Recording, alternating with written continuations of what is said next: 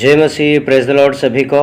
मैं आप सभी से माफ़ी मांगना चाहता हूँ। मैं काफ़ी समय से वीडियोस नहीं डाल पाया क्योंकि अप्रैल महीने में मेरे पापा जी का देहांत हो गया, तो उस वजह से मैं थोड़ा टेंशन में था, इसलिए वीडियोस नहीं डाल पाया। उसके लिए मैं माफ़ी चाहता हूँ तहे दिल से आप सभी से। अभी से आप लोगों को वीडियो हमेशा मिलेगा और बीच में कोई ब्रेक नहीं होगा, और प्रभु चाहेंगे, प्रभु की इच्छा होगी तो ये वीडियो कंटिन्यू आता रहेगा आप लोगों के बीच में। और मैं आज एक टॉपिक लेके आया हूँ जिसके बारे में आज हम बातें करेंगे। तो टॉपिक है, जैसे आज का नया पीढ़ी, नए युवा और उनके बारे में बाइबल हमें क्या बताती है कि वो युवा को कैसे होना चाहिए, किस तरह से रहना चाहिए। बाइबल हमें उनके बारे में बताती है, तो मैंने सोचा कि युवाओं के बारे में एक वीडियोस बनाया जाए ताकि नए युवा इसे देखें और वो उनको इंस्पिरेशन मिले और वो मोटिवेट हो और पॉजिटिव काम करे। तो इस वजह से ये वीडियो बनाने का मेरे मन में ख्याल आया। वीडियोस में लेके आया हूँ आपके बीच में। पहले हम युवाओं के बारे में बात करते हैं।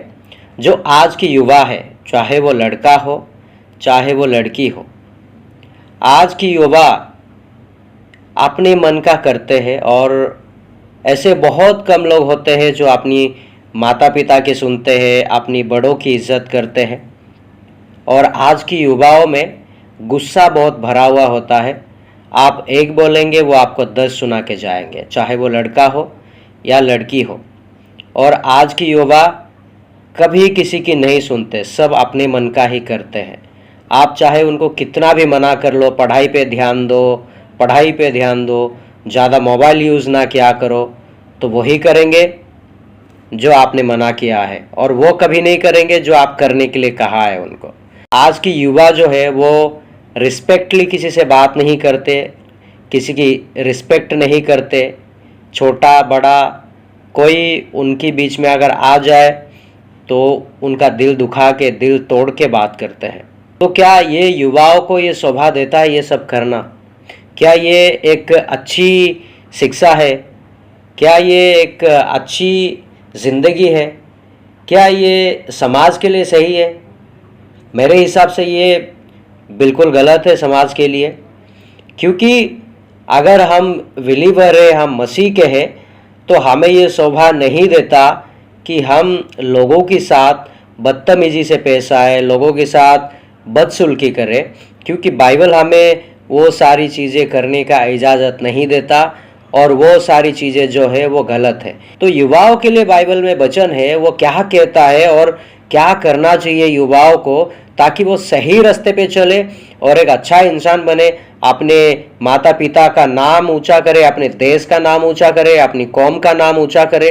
तो आइए वो वचन को हम देखेंगे, और परमेश्वर का जो वचन है वो युवाओं को लेकर के क्या कहता है, देखते हैं। निर्गमन का किताब 20वां अध्याय उसका 12वां वचन क्या कहता है? तू अपने पिता और अपनी माता का आदर करना, जिससे जो देश तेरा परमेश्वर यहोवा तुझे देता है उसमें तू बहुत दिन तक रहने पाए। सबसे पहले परमेश्वर का वचन कहता है कि तू अपनी पिता और माता की आदर करना, जो आज की पीढ़ी में कोई भी बच्चा नहीं करता।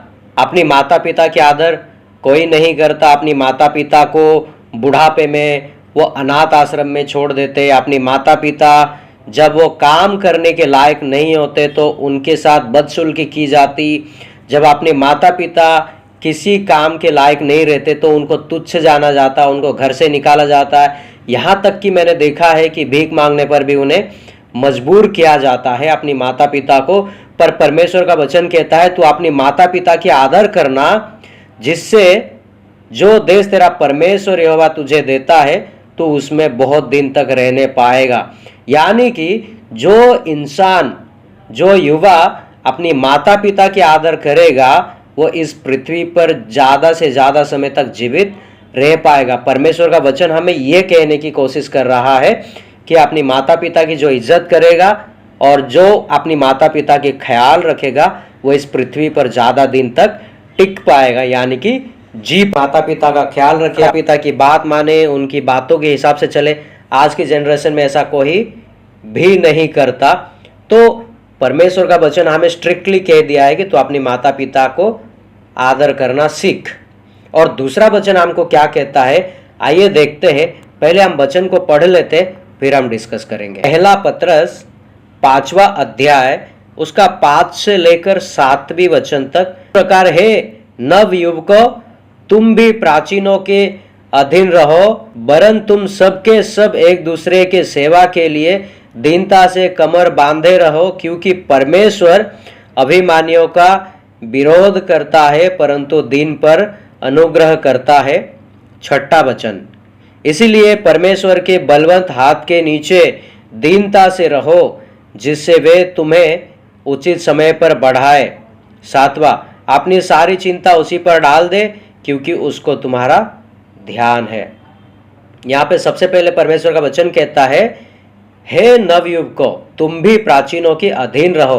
प्राचीन यानी कि हमसे जो बड़े हैं, जो हमारे घर में बड़े हो गए, या बड़ा भाई होगा, बड़ी बहन होगी, या माता पिता होंगे, या फिर हमारे ताऊ होंगे, बड़े पापा, बड़े मम्मी, जो भी हमारी फैमिली में या हमारे खानदान में, या हमारे टीचर हो गए, समाज में हो गए, रिश्तेदार में हो, कोई भी हमसे बड़ा हो या छोटा हो, हमें सिखाता है कि तुम उनकी अधीन रहो, यानी कि उनकी बात मानो, उनकी इशारों पर चलो। अगर वो आपको अच्छी बुद्धि, अच्छी ज्ञान देते तो उनकी इशारे पर चलो, उनकी बात मान के चलो, तो तुमको उचित समय आने पर परमेश्वर आगे बढ़ाएगा। और वो कहता है दीनता से कमर बांधे रहो, क्योंकि परमेश्वर अभिमानियों के ऊपर विरोध करता है परंतु दीन पर अनुग्रह करता है। जो हम कहते हैं मेरे अंदर ईगो प्रॉब्लम है, मेरे अंदर बहुत सारा ईगो है, मैं किसी की बात की नहीं सुनता, मैं किसी की नहीं सुनूंगा, कोई मुझे आके समझाने की ज़रूरत नहीं है, मैं समझदार हूँ।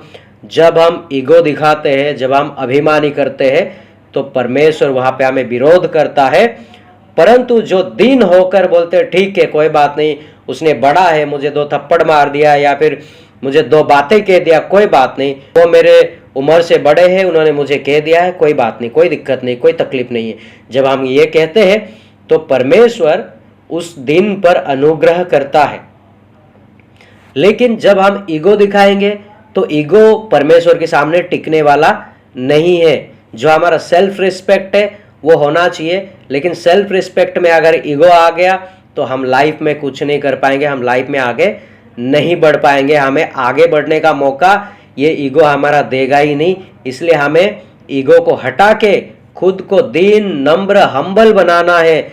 हमें सामने झुके रहोगा। जो पेड़ फलों से भरा हुआ होता है वो हमेशा झुका हुआ होता है, और जिस पेड़ में फल नहीं होते वो डट के खड़ा होता है, और तूफान आता है तो उस पेड़ को उखाड़ के फेंक देता है।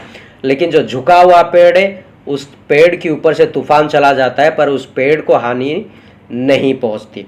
तो हमें झुकना सीखना है। हमें परमेश्वर ने कहा है कि तुम दीनता के साथ प्राचीनों के अधीन में रहो।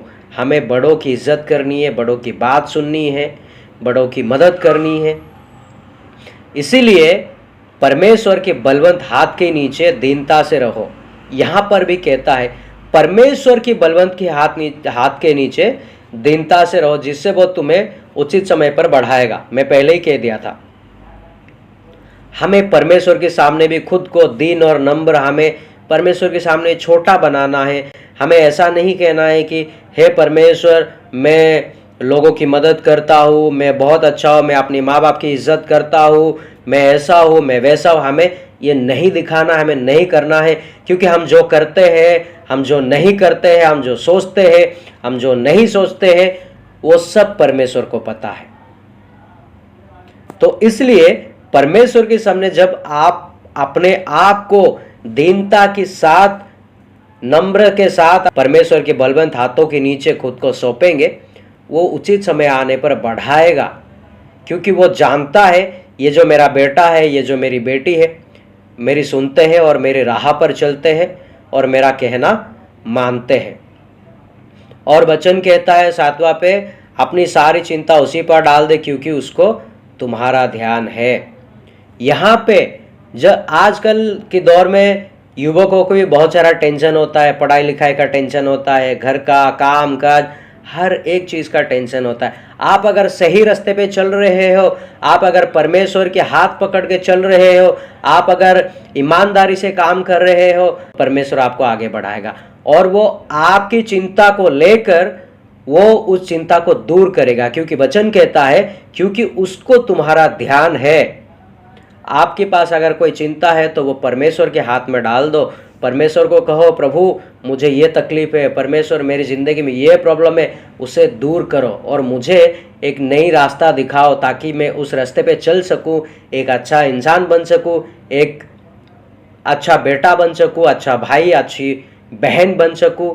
जब हम परमेश्वर के हाथ में खुद को सौंपेंगे, अपनी चिंता को उसकी हाथों में सौंपेंगे, तो परमेश्वर हमारा ध्यान रखता है और वो उचित समय आने पर हमें उसका प्रतिफल देता है और वो हमें वो सारी चीज़ें देता है जो हमने कभी सोचा भी नहीं होगा और जो हमको ज़रूरत भी होगा। हमारी ज़िंदगी की सारी अधूरे को वो पूरा करने का ताकत रखता है।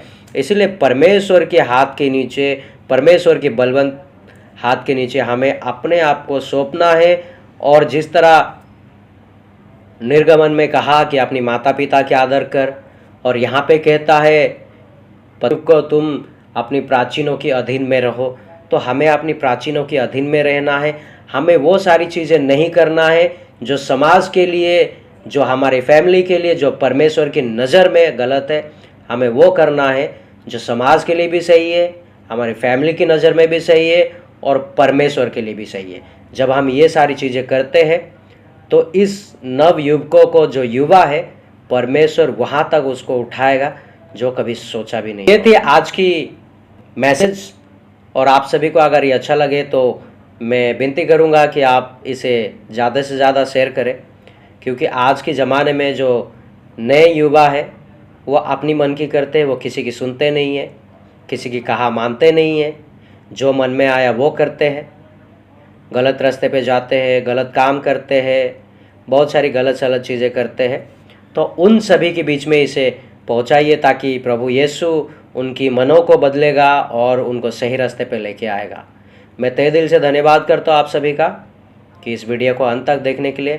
प्रभु आप सभी को आशीष करे।